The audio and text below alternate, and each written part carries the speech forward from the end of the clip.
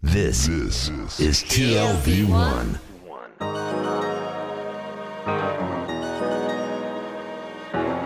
The Tel Aviv Review.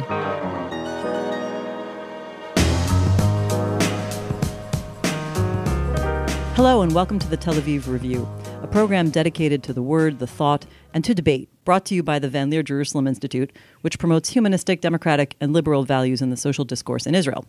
I'm Dahlia Shenlin, speaking to you from New York City, still without your co-host Gilad Halpern. Every week we interview people producing research and books that make our lives more interesting. Today's guest is Michael Wahid Hanna. He's a senior fellow at the Century Foundation. He's also an adjunct senior fellow at the Center on Law and Security in New York University School of Law. Michael Hanna, welcome to the Tel Aviv Review. Thanks for having me. Together with your co-editor Tanasi Kambanis, who is also a senior fellow at the Century Foundation, you've just published Arab Politics Beyond the Uprisings, Experiments in an Era of Resurgent Authoritarianism by the Century Foundation Press. It's a collection of over 20 articles dealing with this very complex issue. We're going to be talking about every single one of them. Wow. Just kidding. But this is obviously a key issue all the time, kind of on everybody's mind for the last number of years. So let's start out with something sort of general. Each country is so different, and you cover a number of these countries. Some have stabilized into sort of newly authoritarian systems like Egypt. Others are on the verge of being failed states like Syria. Can anything be said that characterizes the Arab revolutions that is common to them, or most of them? I think that's hard. I mean, I think there's, particularly during the uprisings, we could speak in some generalities, in the sense that it was a regional moment. There were shared attributes, and it was a political cascade, as much on the ground as in the imagination. And so you couldn't imagine some of these events happening without previous events. These events were linked. And that's fairly unique in terms of the Arab world still sharing a bit of political consciousness. It is not the kind of programmatic Arabism of the Nasser years, but events in Tunisia made a big difference to Egypt. And obviously Egypt had a big impact in terms of creating that kind of cascade moment region-wide. Now, what's happened since has a lot to do with the particularities of each country, as did the initial uprisings. And so in the book, we didn't try to extrapolate any kind of unifying themes. It's clear that the region itself is, as we say in the subtitle, in a kind of moment of resurgent authoritarianism. So, other than Tunisia, this isn't a hopeful moment. Tunisia is doing reasonably well, a complicated story, but it's hard to extrapolate from those different situations in each of these countries to say this is what's happening. Right. But we did want to break it down into different categories and beyond high politics. I mean, everything is always focused on high politics and security. And this was a hope to kind of expand beyond that and think about the ways in which politics was happening both negatively and positively despite this despite this resurgent authoritarian environment. So what's the opposite of high politics? I mean, you have an implicit, maybe not so implicit, critique in your book that some of the Western portrayals missed a lot of what was going on. And you look at what you call granular resolution. What is that opposite of high politics? Talk about some of the stuff you look at that is more bottom-up. Well, some of it is focused on culture and media and specific kinds of media outlets. I mean, one chapter that is on Madamasr, which was a very kind of experimental attempt to do something more like investigative journalism that began small and grew into something more influential. And so some of it is looking more granularly, looking at some smaller stories at times. But I think when we were conceptualizing the book, what we didn't want was just a kind of look at national level politics and political organization and security, which is the kind of the twin focuses that are often seen as the kind of sum total of politics. And we wanted to be in a situation, I think before the uprisings, I was caught off guard. I didn't see this crazy regional upheaval happening. But I think one of the things we wanted to do here and in our research going forward was to think about the ways in which politics manifests itself in all manner of a society. and all manners of life. And so to try to get a more holistic sense of what is actually going on in any of these places, and maybe to have a greater sense of when change is coming. And that might not show up in national political organizing. That's something that's going to be very difficult to do, say, in a place like Egypt. But there are other things that are happening. Right. And I think the other assumption going into this book was that, this isn't supposed to be a kind of feel-good story where we look at the kind of unexpected seeds of democratic growth that are sprouting despite. That's not what this is about, because that's not what the region is about. And so some of this is to look at ways in which authoritarians are themselves, exploiting this new environment, and also something worth understanding, even if absolutely. It's not what we want it to be. Let me ask you a question. I mean, if we can look, I know that this is not a feel-good story, and I appreciate that angle, but if we can try to look at the question of whether anything has changed in any way in the direction that the revolutionaries and the people who were doing the rising up wanted. I mean, you talk about it largely as a demand for rule of law and accountability. Do you think there's any sense in the region that the leaders, even if they're not democratic, even if they're still authoritarian, are somehow more attuned to what their publics are thinking? Or in certain countries, obviously they're not all the same. Yeah, I mean, Tunisia is one example in which real politics are happening. And it's an aberration, but there are real political parties and real political constituencies. There are elections. There's been, changes in leadership and authority. There hasn't been much structural reform, and Monica Marks' chapter kind of looks at at some of these themes, and it's an excellent, really, and I would say granular look at kind of the behind-the-scenes politicking that went on among Tunisia's political factions that helped to avert crisis. And, and so that's one aspect. But obviously, as I mentioned, Tunisia is really anomalous.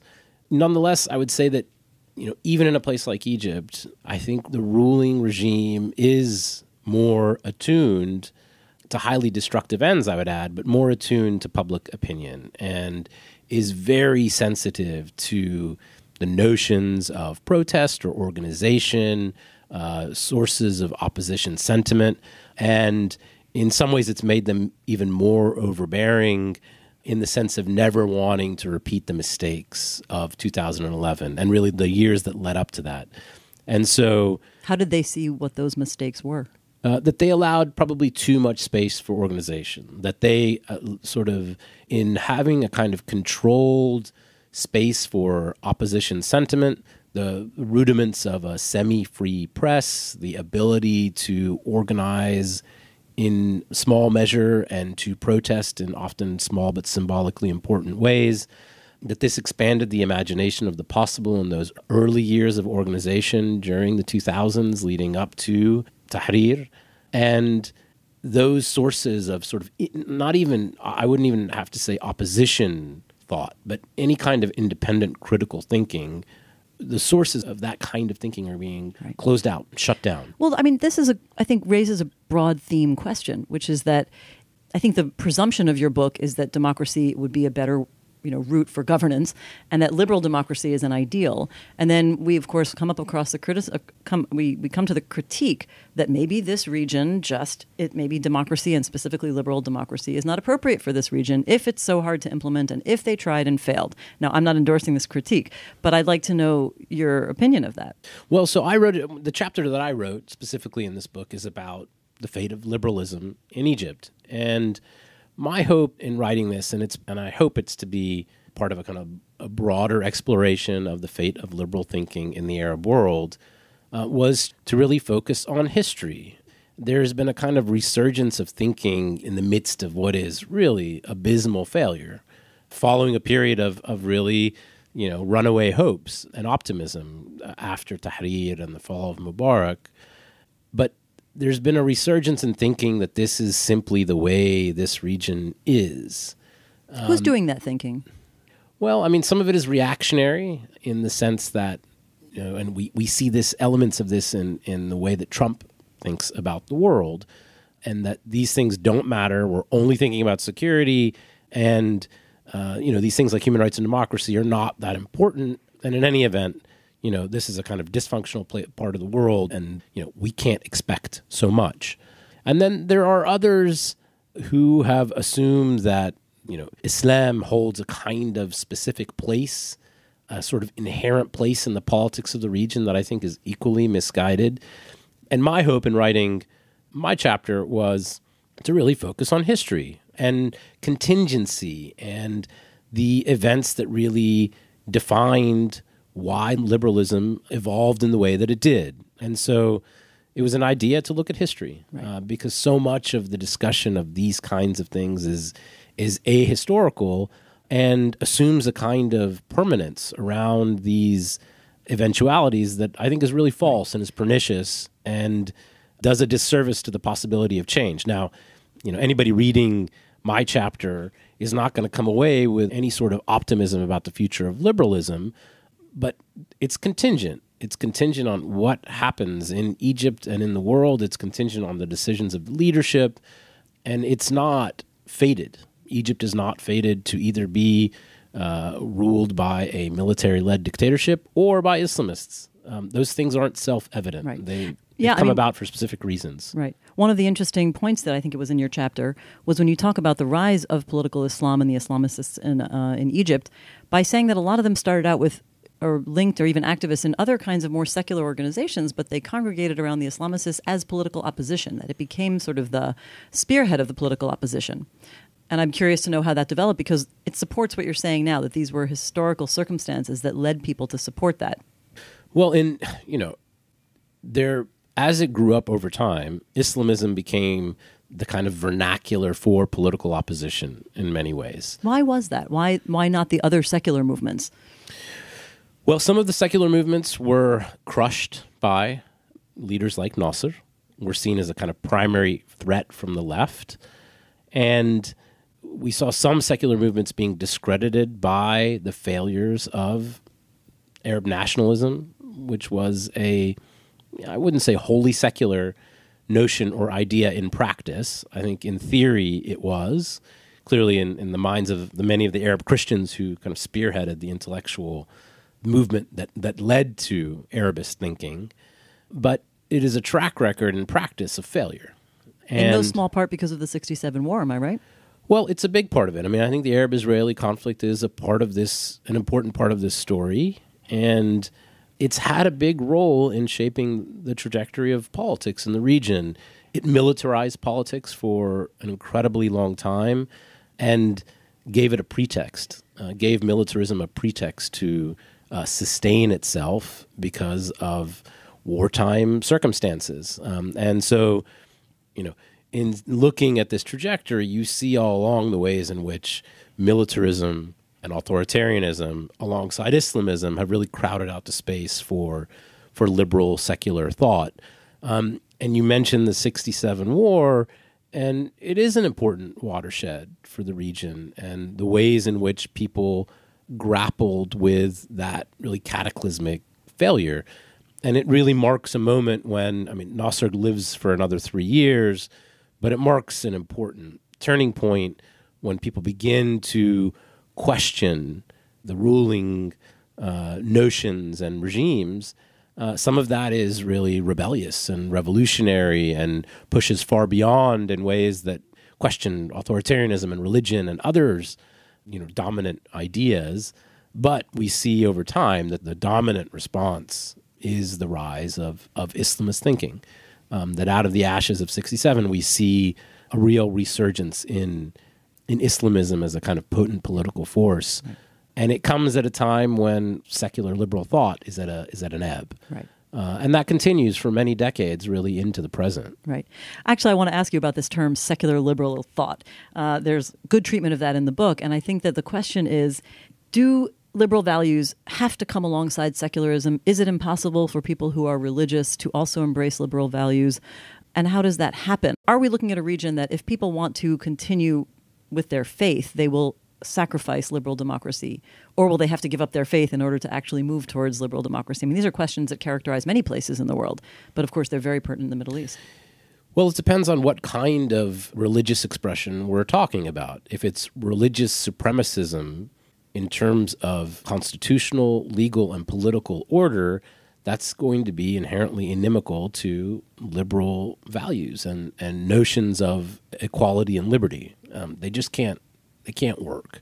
You cannot create a legal constitutional order in which Sharia is the driver of legislative thinking and legal thought that accords equality to non-Muslims. That's not possible. If, however, we are talking about religious parties who use religious thought as a kind of ethical guide, but not one in which religious tests are the ultimate litmus test for each and every legislative act, well, I mean, we have multiple examples the world over of those kinds of parties and it's a fine line, but there's an obvious way in which religious thinking can influence political thought without making the possibility of things like equality and liberty, without making that impossible. And do you think that's a sort of possibly preferred route for the Arab countries of the Middle East, or a more feasible route? Yeah, and I think at an earlier juncture, you could see the kind of stark difference if we looked at the AK Party in Turkey, obviously a non-Arab country, but an example that was quite relevant, not quite as relevant as we thought it might be. Right. You have to really look at that small phase of those first few years. Right. But when in 2011, when Erdogan went to Cairo, he talked about the need for secularism. He gave this speech in front of a adoring crowd of somewhat incredulous Muslim Brotherhood members, and you could see the ways in which the bases of the AK Party differed from the brothers. You saw bits of that in the way that Nahda approached these questions. So yes, they did say that Islam is the official religion of state.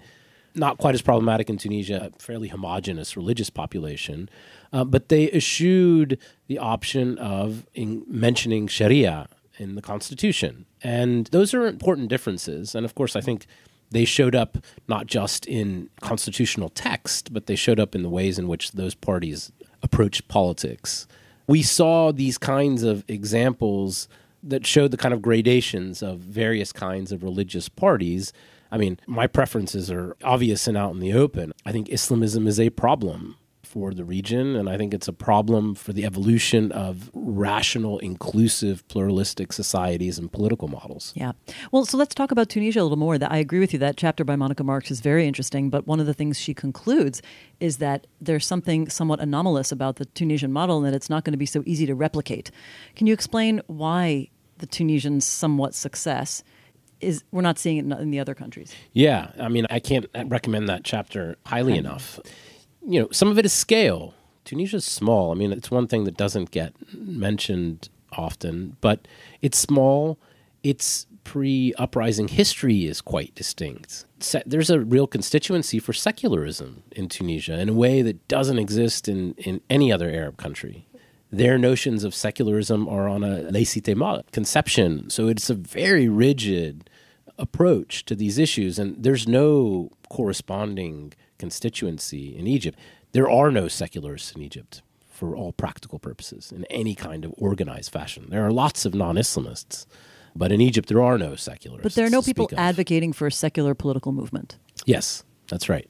Why is that? I mean, are there no secular people who say, well, I am culturally Muslim or Christian, but I just don't live a religious life? Not in any kind of organized political fashion. Islamization has happened in a really astonishing way to Egyptian society. It's an unrecognizable society from, say, the society that my parents grew up in. Very, very different. Social mores have changed, and the ways in which religion plays an overbearing part in public life has changed. Some of that really goes back to Sadat and the ways in which he pushed to enshrine the Sharia in the constitution and used Islamism as a tool against perceived Nasserist threats from the left. Look where that got him. Yeah, exactly. But the society has changed a lot, and there's no sort of vital center for secularism in Egypt at the moment. That is different in Tunisia. There are some other really important differences, namely Tunisia's Islamists are much more pragmatic, much less rigid. didn't go for broke at all turns. Why are their Islamists more flexible in some level? Many of them grew up in exile. Many of them matured abroad in exile. And I think really importantly, had bonds of trust with non-Islamists that were formed, some of them, in exile. These people, many of them, had been in contact for many, many, many years talking about the political future of Tunisia. And their first interactions weren't in the immediate rush of the fall of Ben Ali. They had been in years and years of discussions in the background about the future of the country. So they knew each other, they trusted each other. It's almost like they had been planning for this moment for a long time. They had. And in moments of crisis, of which Tunisia had many, they fell back on that trust in a way that just wasn't available to Egypt. And of course, there's a small matter of the military in Egypt and the fact that Tunisia's military has largely been apolitical. Not to say all security institutions have, but the military is not a potent factor in Tunisian political life. In the Egyptian case, the military is now resurgent in an almost unparalleled way and has reoccupied political life. Right. Speaking of those other factors that are influential, I want to explain to the listeners that the book is really rich in those other areas, from civil society to even talk about the arts, students, the wealthy, other kinds of constituencies that are influencing these things. There's a chapter by Jonathan Geyer on political cartoons in Egypt. There's a chapter on painting and the fine arts by Al-Qasemi. How would you characterize the understanding of the role of art and culture, for example, in the kinds of ideas that led into the revolution or that have influenced society since that time?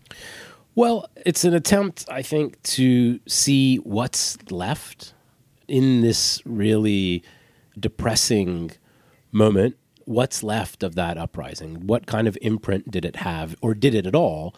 And I think we see in Jonathan Geyer's chapter on political cartooning, there is an imprint. Something is still happening. Now, whether that can be decisive or whether this is simply a marker of one sphere in which some of these ideas have remained and will likely incubate future political dissent, that it's one small indication that there is some vitality. Now, not decisive at this juncture, but a sign that it is not all stagnation. So somewhere between reflecting but also maybe incubating these ideas for the future. Exactly. And in sort of widening the aperture a little bit, I think you get a better sense of what's actually going on in these societies. And, as we mentioned at the start, getting beyond the traditional focus on just high politics or just security, political cartooning might tell us something important about the boundaries of dissent, what kind of opposition is tolerated, what kind of opposition isn't tolerated. These political cartoonists largely have been left alone. That's interesting. Why do you think? I don't have a great explanation. Okay. Even better, open question. Yeah, for sure. It doesn't make sense to prejudge the current moment with any kind of finality. You mentioned Eastern Europe and the fall of the Soviet Union and events that played out over many decades, events that are really still with us in some cases. And I think that's sensible. However, we shouldn't assume that this level of failure was inevitable. If we look at Egypt in specific, it took a lot of bad decision-making. It took active measures. It took various kinds of contingencies to lead Egypt to the place it is today. And it didn't have to be that way. It would have been difficult under any circumstances, but Egyptian political leaders could have made different decisions. I mean, there were several really important junctures along the way that could have produced different outcomes. Like what? Can you give me an example? The Muslim Brotherhood's decision to run for the presidency after assuring all political parties and political currents that it was not going to do so under any circumstances, and that making that decision after they had won an unexpectedly large Islamist majority in the parliament was a decision that clearly tipped the country toward a kind of inevitable crisis. I think the mode of majoritarian governance of the Muslim Brotherhood once they held power, their focus on the accumulation of power and eschewing any notion of reform in the early stages. And if we go back to the 18 days and the immediate aftermath, the Muslim Brotherhood made a decision, the tactical alliance that really propelled the uprising forward, a tactical alliance that included many non-Islamist parties, was no longer going to be the kind of focus of their political activity. And once they did that, they opened up a huge avenue for military influence. And the military was then in a position to triangulate among non-Islamists and Islamists and within those groups as well. And they were unfazed by the threat posed by any of these political currents individually. And it was only through a kind of much broader tactical alliance that the military would be pushed and that would have seen really civilian politics in the lead. So all of those are really important decisions that happened in the early stages. I pull a lot of weight on the Muslim Brotherhood at that point because they were the most dominant civilian political force. Obviously, the military is a big part of this story, but they're not a reformist force, and no one should have expected as much. And non-Islamists have a part of this story too. There's a lot of mistakes in the ways in which they enabled the military to retake power. And of course, the period since, we've seen a kind of shift in how one wants to ascribe fault and blame. And obviously the military is the lead at this moment. It is again, a military regime, something it hadn't been for many years previous.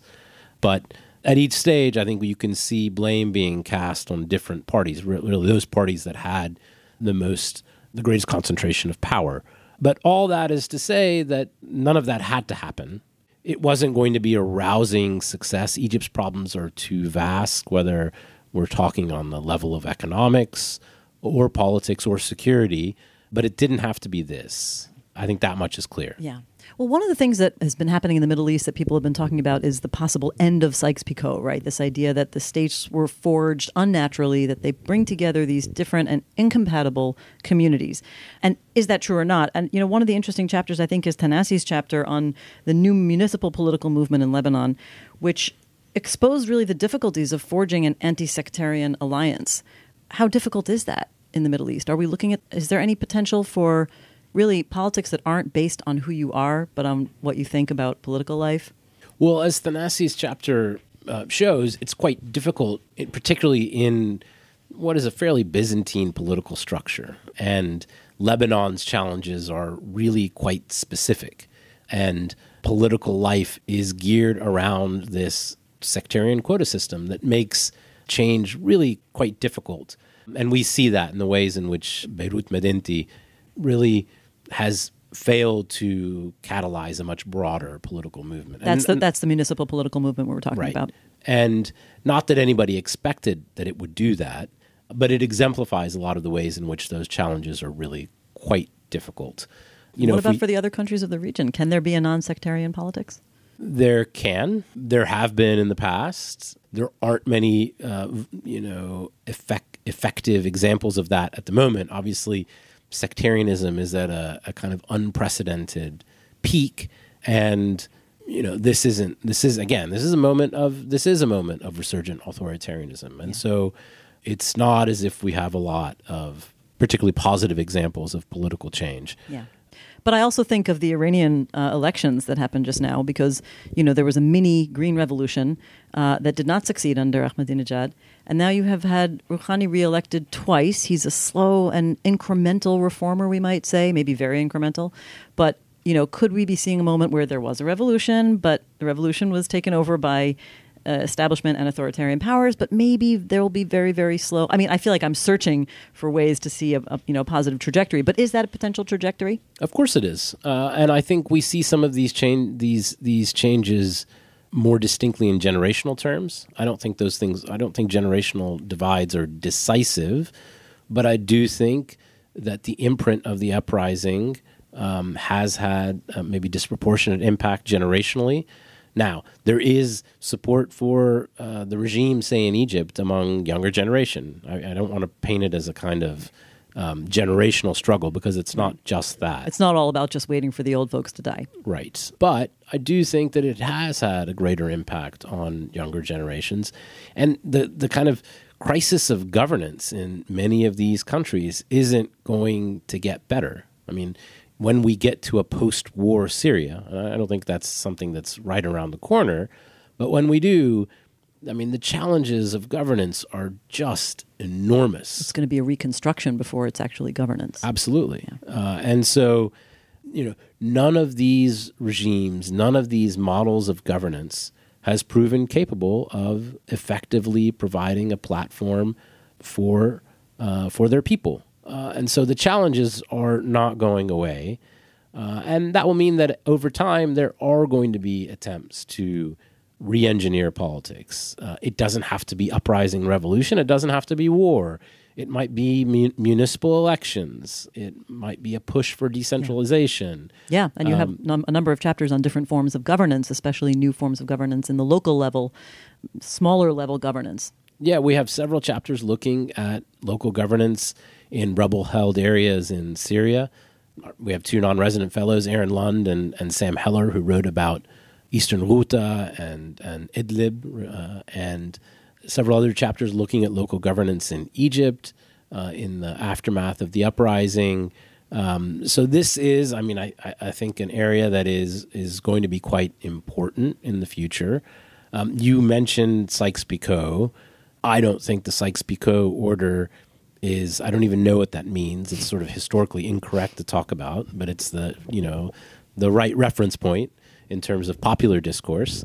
But nation states aren't real until they are. I mean, they are all constructed. All national identities are somewhat fictitious. Some are an easier construction than others, but none of them is self-evident or obvious. Oh, I agree, but I think the point is when they can hold together because the people have decided they're holding together, and here it seems like in some ways they're not, in certain countries. So, and to get back to this issue of local governance, what I think is important to keep in mind is that we don't have, other than ISIS, there isn't a lot of revisionism with respect to borders.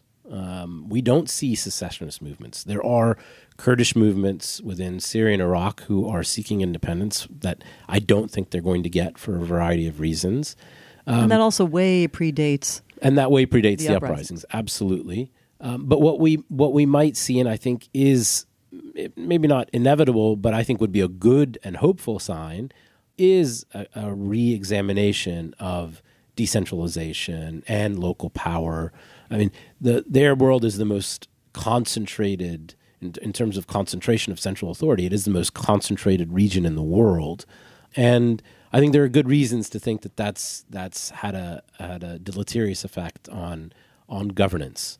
And so, this might be a space that is a kind of laboratory for at least innovative thinking about governance in the Very future. Interesting. Now, from the micro to the macro, and we have to end with this question. We are a show from Israel, and I'm curious if you can look at the regional dynamics and say, how have these uprisings, if they have affected, the traditional Arab-Israel interaction, what do the uprisings mean? Can you see anything about where where the region might be going in terms of Arab-Israel dynamics, specifically as related to those? In the immediate aftermath of the uprising, there was a notion that Arab governments that had to be more faithful to the views of their citizenry would mean that the kind of traditional Arab approach as it had come to be known with respect to Israel would have to change, that Egypt's policy on Israel, say, might be set for more confrontation, not that the peace treaty was ever going to be an any kind of threat, but that a more responsive politics might mean different interactions and different approaches to Arab-Israeli issues. Tougher approaches. For Egypt. Obviously, none of that has come to pass. Yeah. It's quite remarkable, actually. Egypt-Israel relations are at a peak, particularly when we look at the national security establishments. And we see that pattern replicated with the Gulf because of this greater strategic convergence on Iran. But I think we just can't make too much of this. There is a hope that this is the way we get around the intractability of the question of Palestine. And I don't think that's possible. I think it is a useful fiction for a lot of people, maybe a bit of self-delusion. The fact that intelligence communities are very close and share information and intelligence isn't indicative of the kinds of social thaws that are necessary for people-to-people interaction and bonds. And those are the kinds of things that can really change the region. The fact that Israeli intelligence and Saudi intelligence are really close and are sharing intelligence on Iran is a far different proposition than actual human interaction, social interaction, the building up of bonds that can see these countries produce a kind of holistic region that is actually connected. A place in which one used to be able to ride a railroad from Egypt to Beirut and further afield. And you're saying none of those things will happen until there's a resolution of the question. I think that's right. I mean, that's my long-winded answer to say that none of those positive developments, I think, can precede resolution of the conflict. It still matters. It's what the uprisings have shown, obviously, on a very day-to-day basis, is that the concerns of the Arab world are much more local. People are dealing with national crises of differing magnitude. Arab-Israeli conflict isn't the central organizing feature of politics and security in the way that it was for many years. Nonetheless, it still matters. Yeah. And it's not something that Arab leaders, no matter how autocratic or authoritarian, can simply shunt aside and normalize relations with Israel. Right. That's not going to happen. Well, if the meeting yesterday between President Trump and Benjamin Netanyahu is anything to go by, it's possible that Trump doesn't think so either, but we have to be very cautious about anything we say characterizing President Trump's view on this. That's Michael Waheed Hanna, co-editor together with Thanasi Kambanis of Arab Politics Beyond the Uprisings, Experiments in an Era of Resurgent Authoritarianism by the Century Foundation Press. Thank you so much for being on the show. It was great to be with you. And thanks to Itai Shelem, our sound engineer. Thanks once again to the Van Leer Institute for their generous support. If you like this podcast, there are many more where it came from. Just go to www.tlv1.fm/podcasts and take your pick, or listen to all of them. Don't forget to visit our new website, TelAvivReview.org. Like us on Facebook and follow us on Twitter. Join us again next week for another edition of the Tel Aviv Review. And until then, goodbye.